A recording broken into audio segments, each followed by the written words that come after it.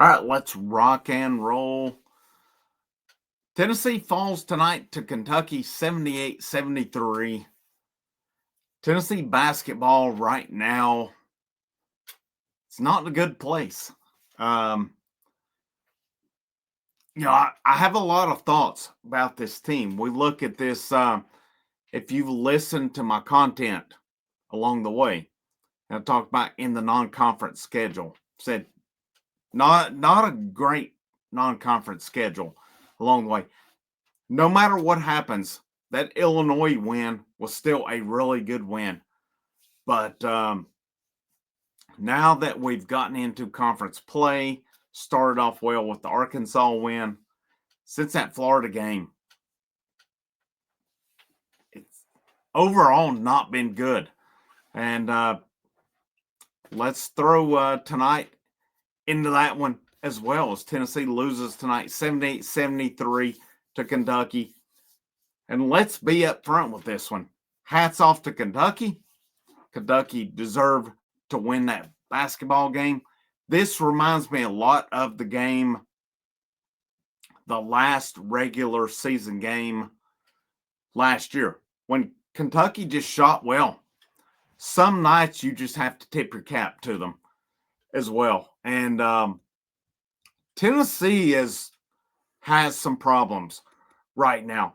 So here's one thing I want to get out front. That way, if anybody comes in here, you're a Kentucky fan or what have you, because I've had opposing fans throw off on me on my opinion. Kentucky deserved to win this basketball game tonight. They shot 50% from three-point range. They shot 50% from field goal range. End of that discussion. They deserve to win the game. All right. So now I'm going to transition to what is going on with Tennessee basketball right now. So none of this has to do with Kentucky at this point. They did tip of the cap to them. They did what they had to do to win tonight. And it was a big win for their program. It was a big win for Mark Pope. Sometimes you just have to tip your cap to them. So now I want to just focus on Tennessee. It has nothing to do with this game tonight and what's going on. What is going on with this team right now? What is going on with this team? I'll tip my cap to Kentucky. I will not tip my cap to Auburn this past weekend. Auburn fans have killed my channel this weekend with they won the game, yet they're coming in upset because, Tennessee played football, blah, blah, blah. They totally negated and neglected that their team is a bunch of babies. I mean, that's what it is. But anyhow, let's get out of that one. Let's get on topic. Tennessee basketball right now is not in a good place. And yes, we look back on our non-conference schedule and we said it from the get-go. It's not really a good non-conference schedule. They had some good wins along the way, but ultimately, this was not one of those that tested them. Now we're getting a conference play. I'm going to be honest, guys. I have concerns. I have concerns that this is that team. Last year, you had that elite dude in Dalton Connect. He could bail you out any night. There were some nights he was bailed out, but for the most part, this team rode on his back. We're back to that team prior to Dalton Connect. There are no dudes on this team. There are good players on this team. There are not elite players on this team. Zakai Ziegler is a hell of a point guard. He cannot shoot. He is not a good shooter. And that's why I had a problem Saturday with him taking the shot that he did to win the game. People say, I didn't have a problem. He had a good look. He's not a good shooter. Okay? I can look at the season stats, which I'm not going to pull up right now, and tell you he's not a good shooter. Let's look at some stats tonight on this. Lanier, 15 points, ineffective 15. Chaz Lanier, I've got to see more. 3 out of 10 from three-point range, 5 out of 14 field goals. He's not doing it for me. He's not doing it for me. He's content. He's a one-trick pony. I'll say he's a two-trick pony. He's either a three-point shooter or he's shooting from about 15 foot or more. There's no driving. There's no creativity. There's no nothing from him. Chaz Lanier, we're done with the Dalton Connect Chaz Lanier comparisons. We're not even in the ballpark. So I'm going to retire the Dalton Connect talk at this point because, and I'm going to make a controversial comment here. Dalton Connect bought Rick Barnes more time in his tenure at this point. Had it not been for Dalton Connect last year, people would be pretty upset with Rick Barnes. Feel free to disagree with me. It is what it is right now. I'm not overreacting. There's a long way to go. This team can rectify the situation. But if you look at the Barnes tenure, we've primarily been here where there's been these frustrating outings. Last year, again, Dalton Connect bailed this team out. You don't have a Dalton Connect here now. You go back to Grant, Schofield. Yeah, that team, it bailed them out some. Then you had those teams in between. Then you had Connect. Now we're back to the in-between teams again. And here's the bad thing about it, guys. They have 2 signees for next year. You're losing, barring that the NCAA does not pass the 5th-year eligibility rule, you're losing most of this team after this season. It's not looking good moving forward on it. Looking at the stats tonight again, Lanier 15 points, 5 out of 14, 3 out of 10. Ziegler 13, he was 5 out of 18, 1 out of 11 from three-point range. Just freaking stop with the three-point shooting. 4 boards, 6 assists. I know he's a great point guard. Please stop shooting as much. Milicic to me was the guy tonight. 19 points, 9 rebounds, 4 assists. To me, feel free to disagree.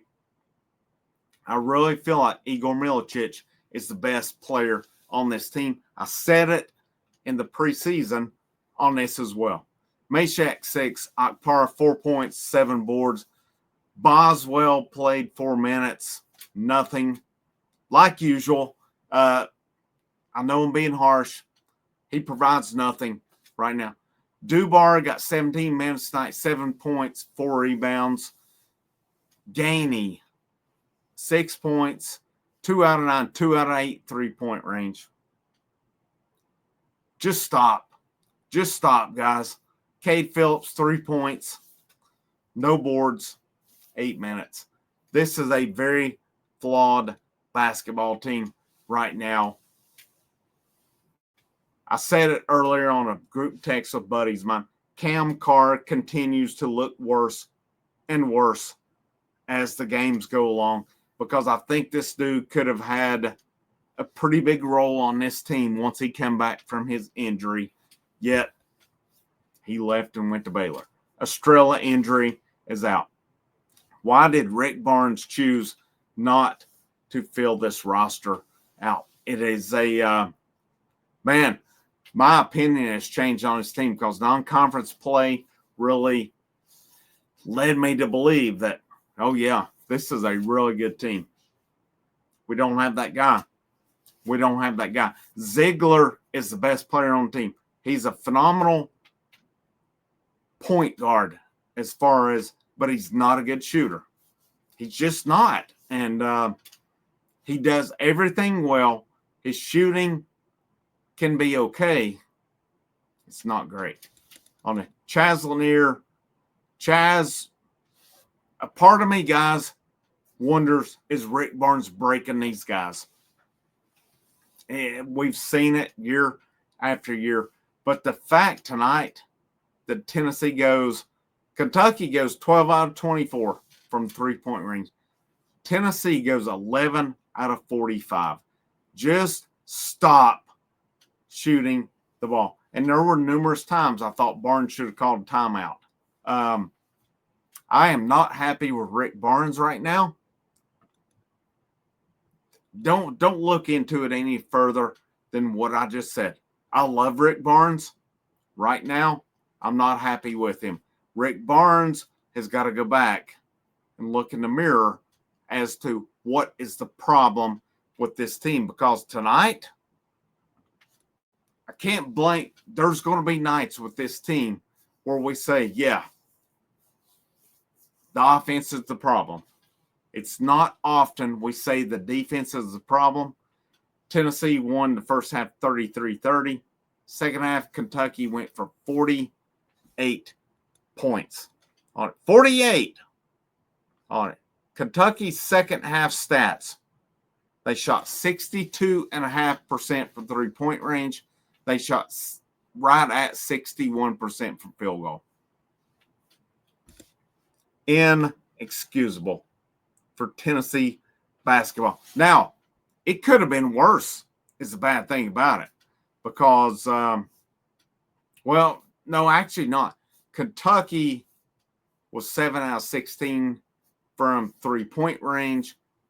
They only got to the free throw line 2 times because a lot of their game was outside, but they were on it. Tennessee shot 5 out of 20 from three-point range in the second half, 10 out of 33 overall. Rick Barnes, I'm just going to, if this team does not change, I'm going to go ahead and paint that picture for you guys. It's going to be that disappointing ending, that Florida Atlantic 2 years ago. It's going to be that ending again because this team cannot shoot. Chaz Lanier is looked at as the guy. He's not. Prove me wrong. Prove me wrong on this. He is content to just do the same motions.